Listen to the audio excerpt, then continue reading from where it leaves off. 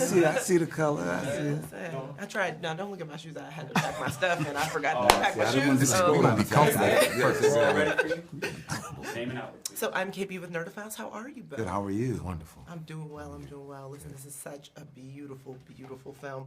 And you know, Mr. and Harpo really go on a journey. They have such a complicated familial relationship.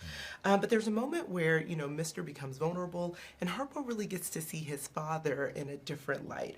So can you talk about how, as your characters both age through this film, how they grow in their humanity as individuals and also as father and son? And I'll start with you, Corey.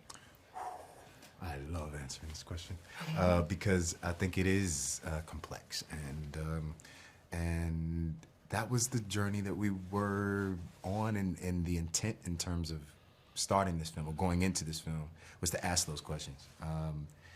Harpo to me is I love him because he's an observer. He sits back and he's a sponge. He's an empath. He can feel everything.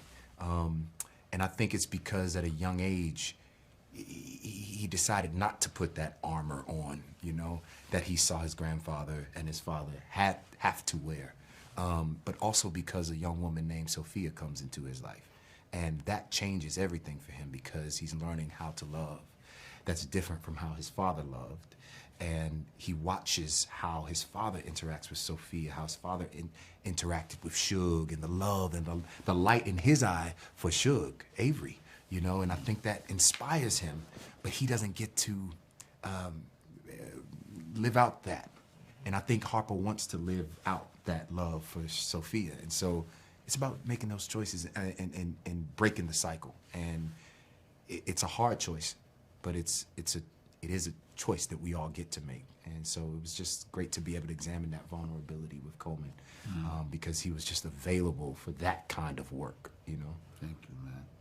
I think as well, I'll add to this that as I think about Mr. right now, it's just like, you know, there's certain things said about Mr. First of all, he calls himself Mr. That he's already setting himself up with like, this is who I am in the world.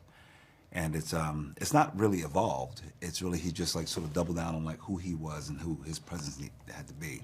But he's somebody who had dreams and wants and desires like anybody else. And then what happens when you don't get those or achieve those? And you do other things, whether small or large, to make yourself feel better and feel like a man. Feel, you know, and I feel like we wanted to examine all these characters from a very human, complex place. I knew it was an opportunity to show Mr. and challenge audiences on what they think about him. It's like, you can either villainize someone, because we do that in our lives now. We're like, oh, you're bad, you're good. But actually, there's much more nuance in between. And it's actually human. That actually, if you humanize that person, you can see yourself in that person. And I think that's the opportunity for a change and a shift in consciousness for everybody. That's part of evolution. That's what a lot of the characters have. But Mr. doesn't have that. He's stuck while the whole world is evolving and moving forward. You know what I mean? So I think that's a great opportunity. There's an opportunity for him for redemption. When he takes accountability, when he understands the wrongs and the ills that he's done, not only to Celie, but everyone else who populated his world.